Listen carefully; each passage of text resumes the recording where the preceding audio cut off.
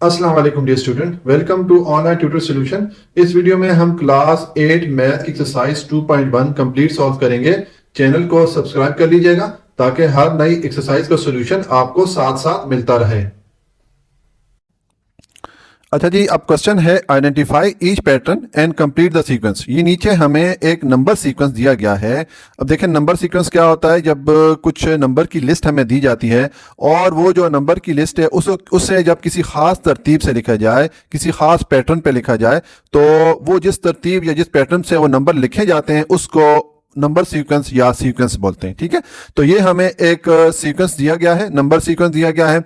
अब इसमें देखें ये जो फिफ्थ और सिक्स्थ टर्म है या पांचवा और छठा नंबर है ये मिसिंग है, तो टर्म्स हैं या मिसिंग नंबर है ये हमने यहाँ पर लिखने हैं। तो उसके लिए हमें पहले इस सीक्वेंस को समझना पड़ेगा कि ये सीक्वेंस किस पैटर्न पे बनाई गई है, किस तरतीब से बनाई गई है। ठीक है, तो देखिए इसका सोल्यूशन है, मैंने ये सीक्वेंस लिखा। अब ये जो पांचवी और छठी टर्म है ये हमने लिखनी है।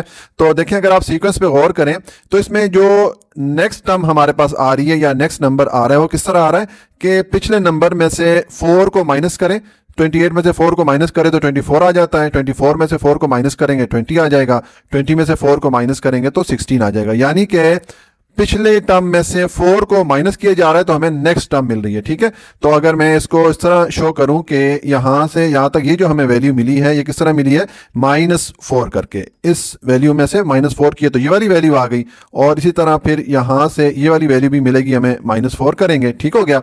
इसी तरह फिर ये वाली वैल्यू अगर हमें लेना चाहें तो इसके लिए भी -4 ही करना पड़ेगा। ठीक है, तो फिर यहां से यहां तक जो वैल्यू बनेगी उसमें भी -4 करना पड़ेगा, और यहां से यहां तक जो वैल्यू बनेगी उसमें भी -4 करना पड़ेगा।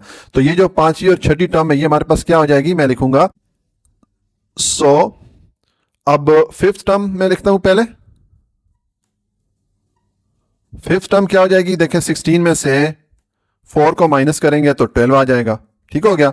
और फिर सिक्स टर्म क्या आ जाएगी, या छठा जो नंबर है वो क्या आ जाएगा, मैं लिखता हूं सिक्स टर्म, ये 12 में से 4 माइनस करेंगे तो 8 आ जाएगा। ठीक है, इसका मतलब है कि फिफ्थ टर्म की जगह हम लिख लेंगे 12 और सिक्स टर्म की जगह हम लिख लेंगे 8। तो ये हमारी सीक्वेंस कंप्लीट हो जाती है। ये सॉल्यूशन हो गया क्वेश्चन नंबर 1 का।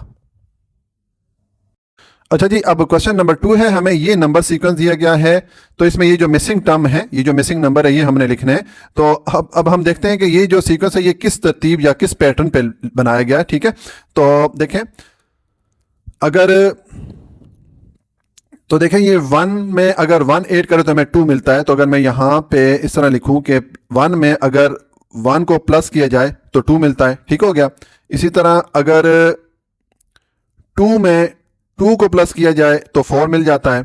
इसी तरह 4 में अगर 3 प्लस किया जाए तो 7 मिल जाता है। ठीक है, तो इसका मतलब है कि इस सीक्वेंस में जो ये टर्म्स मिली ये किस तरह मिली कि ये वाली जो टर्म मिली हमने पिछले टर्म में 1 ऐड किया, ये वाला जो नंबर या ये वाली जो टर्म मिली ये किस तरह मिली, हमने पिछले नंबर में 2 ऐड किया। इसी तरह ये वाली जो टर्म है या ये नंबर है ये किस तरह में मिला कि हमने इस नंबर में 3 ऐड किया। तो फिर ये वाली जो टर्म होगी, ठीक है, इसमें हमें फिर क्या करना पड़ेगा, हमें इस नंबर में 4 को ऐड करना पड़ेगा। ठीक है, इसी तरह फिर ये वाली जो टर्म होगी या ये वाला नंबर होगा इसके लिए हमें क्या करना पड़ेगा, हमें इस नंबर में 5 को ऐड करना पड़ेगा। ठीक है, और ये वाली जो हमारे पास टर्म आई है ये फिर किस तरह आई होगी, इस नंबर में 6 को ऐड किया गया होगा। ठीक है, तो अभी हम चेक कर लेते हैं ये हमारी फोर्थ और फिफ्थ टर्म फिर किस तरह बनी है। मैं लिखूंगा 100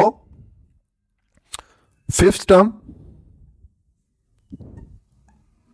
ठीक है, फिफ्थ टर्म फिर क्या हो गई है, हमारे पास फोर्थ टर्म है 7, और 7 में आप 4 ऐड करेंगे तो ये 11 आ जाएगा। ठीक है, यानी कि ये वाली वैल्यू हमारे पास 11 की आ गई। और सिक्स टर्म मैं लिखता हूं, सिक्स टर्म या जो छठा नंबर है वो फिर किस तरह आएगा, 11 में हम 5 को ऐड करेंगे तो ये आ जाएगा 11 + 5 = 16 आ जाएगा। ठीक है, तो अब देखें फिर ये जो 7 टर्म है हम 16 में अगर 6 को ऐड करेंगे तो 22 मिल जाता है। ठीक है, इसका मतलब हमने ये वाला जो पैटर्न लिखा है सीक्वेंस के लिए ये करेक्ट है। ठीक है, तो फिर मैं जो फिफ्थ टर्म है वहां पर मैं लिख लूंगा 11, और जो सिक्स टर्म है वहां पर मैं लिख लूंगा 16।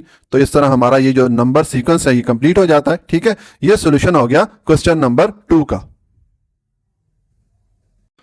अच्छा जी, अब क्वेश्चन नंबर 3 है, इसमें हमें ये नंबर सीक्वेंस दिया गया है। तो इसमें ये जो मिसिंग टर्म्स हैं, ये जो 2 मिसिंग नंबर्स हैं ये हमने लिखने हैं।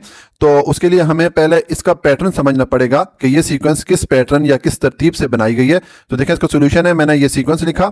अब इसमें देखें जो नेक्स्ट नंबर आ रहा है, फॉर एग्जांपल ये 66 है, तो ये 77 में से 11 माइनस करें तो 66 आ जाता है, 66 में से 11 माइनस करें तो 55 आ जाता है। इसका मतलब है कि इस सीक्वेंस में जो नेक्स्ट टर्म या नेक्स्ट नंबर आ रहा है वो किस तरह आ रहा है कि पिछली टर्म या पिछले नंबर में से 11 को माइनस किया जा रहा है। ठीक है, तो देखें यहां से लेके यहां तक फिर हमारे पास ये वाली वैल्यू किस तरह मिली, हमने 77 में 11 को माइनस किया। इसी तरह फिर 55 की वैल्यू हमारे पास किस तरह आई, 66 में से हमने 11 को माइनस किया। इसका मतलब है ये वाली जो वैल्यू आएगी, ये जो फोर्थ टर्म है या चौथा नंबर है, इसकी वैल्यू फिर किस तरह आएगी, ये भी हम 11 माइनस करेंगे इस 55 में से। ठीक है, और फिर ये 33 किस तरह आया है, ये हमने इस वैल्यू में से 11 को माइनस किया। ठीक है, तो अभी हम देखते हैं ये वैल्यू क्या है। ठीक है, और उसके बाद ये 22 फिर किस तरह आया है, 33 में से 11 को माइनस करें तो 22 आ जाता है। ठीक हो गया, और उसके बाद ये जो लास्ट टर्म है या लास्ट नंबर है, ये भी हम 22 में से 11 को माइनस करेंगे तो हमारे पास ये वैल्यू आ जाएगी। तो अब देखें मैं इसको लिखता हूं 100, ये जो फोर्थ नंबर पे टर्म आ रही है फिर इसकी क्या वैल्यू हो जाएगी, या ये जो चौथा नंबर है क्या हो जाएगा, मैं लिखूंगा fourth term is equal to क्या हो जाएगा, 55 में से आप 11 को माइनस करेंगे तो 44 आ जाएगा। ठीक है, ये फोर्थ टर्म आ गई। ठीक है, तो ये 44 में यहां पर लिख लूंगा, यह आ जाएगा 44। अब देखें 44 में से 11 माइनस करें तो 33 आ जाता है। ठीक हो गया, तो अब ये जो लास्ट टर्म है ये कौन सी टर्म बन रही है, 1 2 3 4 5 6 7 टर्म बन रही है, तो ये भी हम लिख लेते हैं, ये आ जाएगा 7th टर्म। हमारे पास 6 टर्म क्या है या छठा नंबर क्या है, ये है 22, इसमें से आप 11 माइनस करें तो ये आ जाएगा 11, यानी कि जो लास्ट टर्म है या 7th टर्म है वहां पर क्या वैल्यू आएगी, 11 आ जाएगी। तो यहां पर मैं पुट कर लूंगा 11। तो ये हमने जो ये सीक्वेंस है इसमें जो मिसिंग टर्म है वो हमने कंप्लीट कर ली। ये सॉल्यूशन हो जाता है क्वेश्चन नंबर 3 का। तो उसके लिए पहले हम इस सीक्वेंस का पैटर्न समझते हैं कि ये सीक्वेंस किस पैटर्न या किस तरतीब पे बनाई गई है। तो देखें इसमें ये जो नेक्स्ट नंबर आ रहा है वो किस तरह आ रहा है, 50 में अगर 50 प्लस करें तो 100 आ जाता है, 100 में 50 प्लस करें तो 150 आ जाता है। इसका मतलब है कि इस सीक्वेंस में जो नेक्स्ट टर्म है या नेक्स्ट नंबर है वो किस तरह आ रहा है, पिछले नंबर या पिछली टर्म में 50 को ऐड किया जा रहा है। ठीक है, तो देखें इसका मतलब है कि यहां से यहां तक 50 में आप 50 प्लस करें या 50 ऐड करें तो 100 मिलेगा। इसी तरह आप 100 में 50 प्लस करेंगे या 50 ऐड करेंगे तो 150 मिलेगा। तो फिर ये जो वैल्यू है, ये जो फोर्थ टर्म है, ये जो चौथा नंबर है, ये भी हमें फिर इसी तरह मिलेगा कि हम 150 में 50 को प्लस करेंगे। ठीक है, और उसके बाद ये वाली जो वैल्यू हमारे पास आई है ये भी इस तरह आई है कि इस वैल्यू में हमने 50 को प्लस किया। ठीक है, और फिर यहाँ पर भी हम 50 प्लस करेंगे और जो नेक्स्ट वैल्यू है यहाँ पर भी हम 50 ऐड करेंगे और यहाँ पर भी हम 50 ऐड कर देंगे। ठीक हो गया, तो अब ये जो मिसिंग टर्म है ये हम लिखते हैं। देखें ये जो टर्म है ये कौन सी टर्म बन रही है, 1 2 3 4 फोर्थ टर्म बन रही है, ये चौथा नंबर है। तो मैं लिखूंगा 100 fourth term is equal to, ये किस तरह हमारे पास वैल्यू आएगी, 150 में आप 50 ऐड कर दें तो ये आ जाएगा 200, यानी कि ये वैल्यू हमारे पास क्या आ गई, 200 आ गई। ठीक है, तो मैं यहां पर लिख लेता हूं 200। अब देखें 200 में 50 ऐड करें 250 आ जाता है। ठीक हो गया, अब ये वाली जो टर्म है ये हमने लिखनी है। अब ये इसका कौन सा नंबर बन रहा है, 1 2 3 4 5 6, तो 6 टर्म जो है मैं लिखता हूं 6 टर्म। ये हम किस तरह हासिल करेंगे या किस तरह लिखेंगे, 250 में आप 50 को ऐड कर लें क्योंकि इससे पिछली वाली टर्म 250 है। ठीक है, तो ये आ जाएगा 300। तो इसका मतलब है कि यहां पर वैल्यू आ जाएगी 300।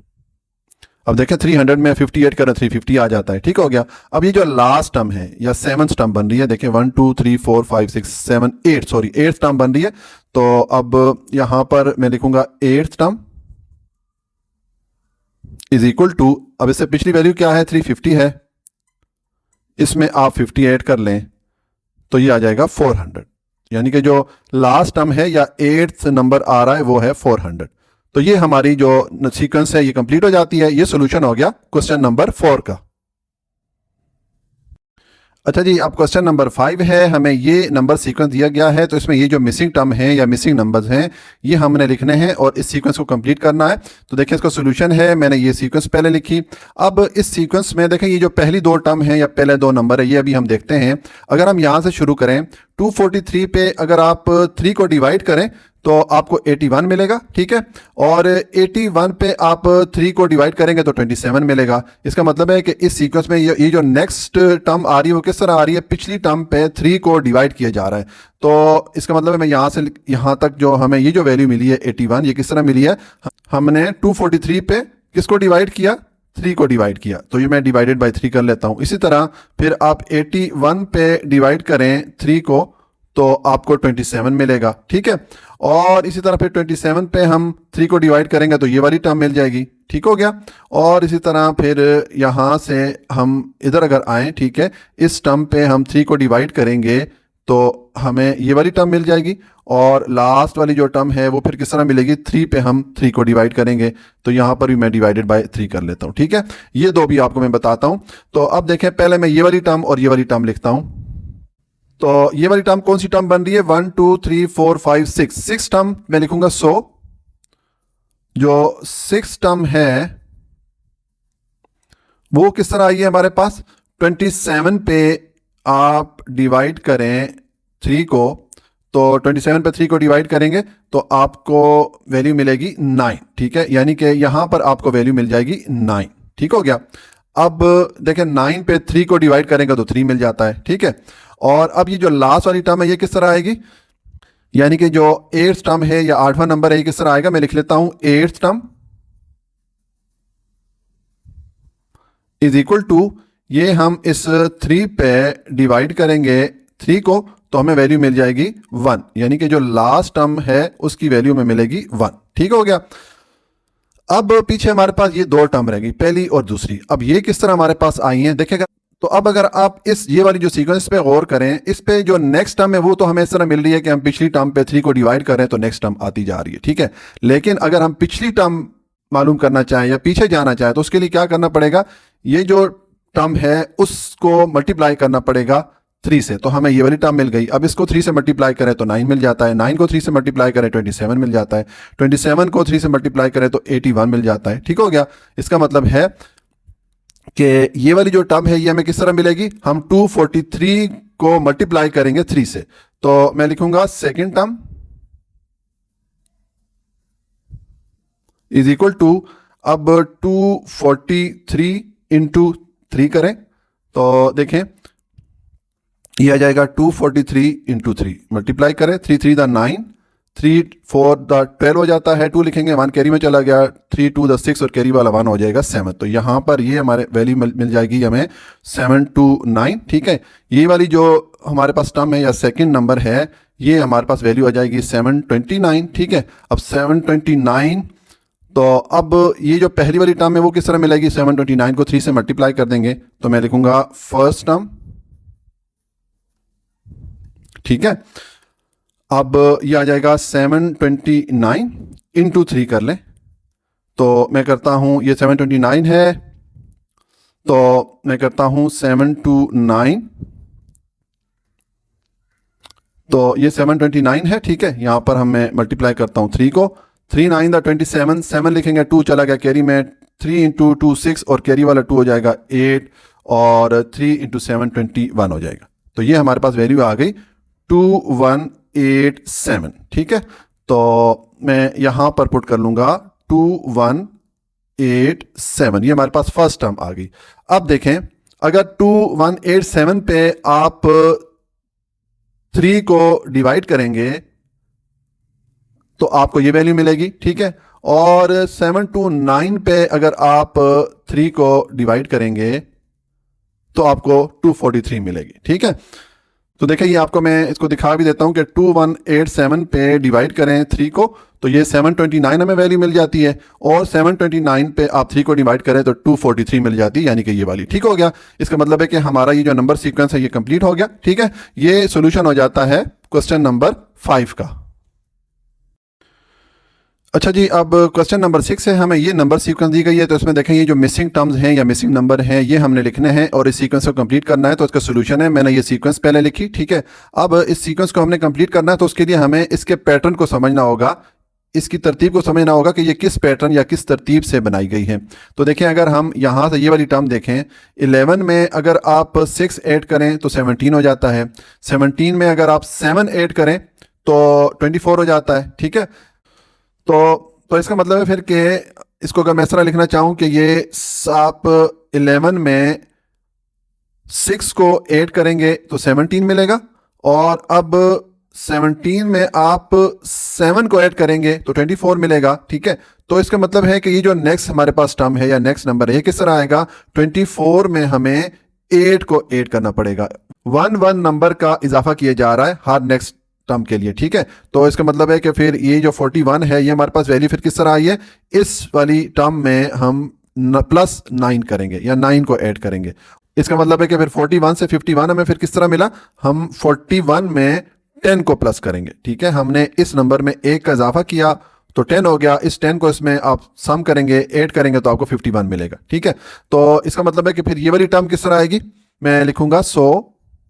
अब ये कौन सी वाली टर्म बन रही है, 1 2 3 4 5 6 टर्म जो है ये किस तरह आएगी हमारे पास, मैं लिखूंगा 6 टर्म इज इक्वल टू, ये 24 है, इसमें आप 8 को प्लस करें तो ये हो जाएगा 32, ठीक है। यानी कि जो ये वाली टर्म है 6 टर्म है इसकी वैल्यू है 32। अब देखें 32 में आप 9 को ऐड करें तो 41 मिल जाता है, इसका मतलब हमारी ये वैल्यू करेक्ट है, ठीक हो गया। अब हमारे पास ये दो टर्म्स रह गई हैं, फर्स्ट और सेकंड टर्म। देखें ये सेकंड टर्म किस तरह हमारे पास आएगी, हम यहां पर 6 नंबर का इजाफा किया गया है तो इसका मतलब है कि यहां से यहां तक फिर 5 नंबर का इजाफा किया होगा। तो मैं लिखूंगा second term is equal to ये वाली जो वैल्यू हमारे पास है 11, ठीक है। जो आपके पास थर्ड टर्म है उसमें से आप माइनस करें अगर 5 को तो आपको सेकंड टर्म की वैल्यू मिल जाएगी। ये क्या होगी, ये होगी 6, क्योंकि यहां पर 6 का इजाफा किया गया, इसका मतलब है कि यहां से लेकर यहां तक 5 का इजाफा किया गया है। तो ये वाली वैल्यू लेने के लिए हमें फिर 5 नंबर्स कम करना पड़ेंगे, ठीक हो गया। तो ये हमारे पास 6 आ गया, तो यहां पर हम पुट कर लेंगे 6, ठीक है। अब ये 6 आ गया तो यहां से फिर हम अगर लिखना चाहें तो ये इसका मतलब है कि, तो आप देखें 6 में अगर हम +5 करते हैं तो ये हमें 11 मिल जाता है, ठीक हो गया। अच्छा, तो इसका मतलब है कि ये वाली जो वैल्यू ये हमारे पास किस तरह फिर आई है कि इस वैल्यू में हम 4 ऐड करें तो ये वाली वैल्यू आ जाती है, ठीक है। तो फिर ये वैल्यू किस तरह निकालेंगे, हम इस वैल्यू में से 4 को माइनस करेंगे तो ये आ जाएगा first term is equal to, second term हमारे पास क्या है 6 है, और इसमें से क्या माइनस करेंगे, 4 माइनस करेंगे क्योंकि ये इससे एक कम हमने माइनस करना है। 4 माइनस करेंगे तो वैल्यू मिल जाएगी 2, ठीक है। तो यहां पर वैल्यू आ जाएगी 2, ठीक हो गया। तो इसका मतलब है कि फिर यहां से यहां तक ये वाली वैल्यू में किस तरह मिली, हमने 4 ऐड किया। अब देखें 4 5 6 7 इस तरतीब से हमारी सीक्वेंस बन गई है। तो ये सॉल्यूशन हो जाता है क्वेश्चन नंबर 6 का। इसके साथ ही हमारी एक्सरसाइज कंप्लीट हो जाती है। अपना बहुत ख्याल रखिएगा। अल्लाह हाफिज।